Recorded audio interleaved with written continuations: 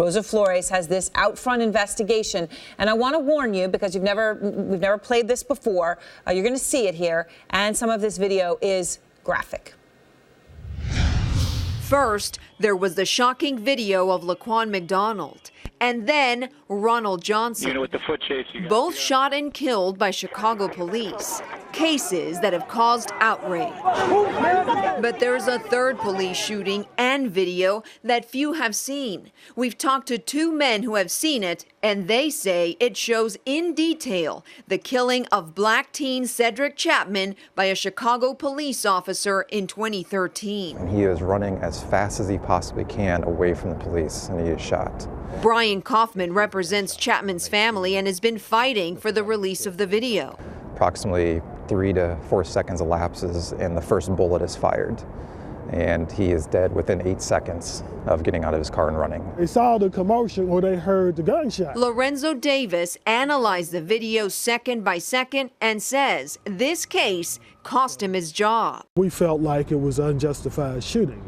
Davis led the review for the city agency that investigates all officer-involved shootings called the Independent Police Review Authority, or IPRA. A former police officer himself, he describes what's on the video. They pulled up alongside of that car. Chapman was running away from the stolen car he was driving when a police officer opened fire. Chapman was running along here, and when he got to roughly this location, I would say, there was a gunshot. Chapman was carrying a black iPhone box in his hand. The shooting officer would later say he thought it was a gun. He did not shout a warning. He did not use his radio to give direction of flight. He simply pointed his gun until he had a clear shot.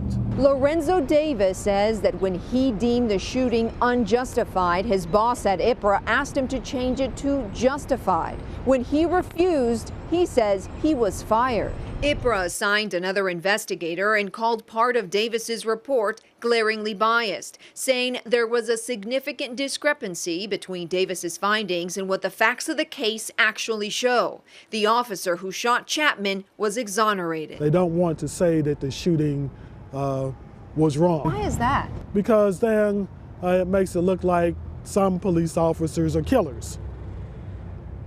And they don't, right. And they don't want it to look that way. In fact, not only was the officer cleared, 2 of Chapman's accomplices were actually charged with first-degree murder, even though they were at least 10 blocks away when he was shot. Prosecutors said the 2 were involved in the carjacking, which led to Chapman's death. They pled guilty to lesser crimes. Chicago police officers have shot 409 people since 2007, a third of them fatally, according to a CNN analysis of IPRA's data. That's one person shot about every week for the past 8 years. An analysis of the 260 closed cases shows in only 6 cases, or 2%, officers were found to be not justified in the use of deadly force. We keep on hearing from activists in the community, from members of the community, there's a cover-up culture to protect police officers, to protect politicians. What's your reaction to that? Do you think that culture of cover-up exists? Yes, I do. That protects the reputation of the police department. That protects the reputation of police officers.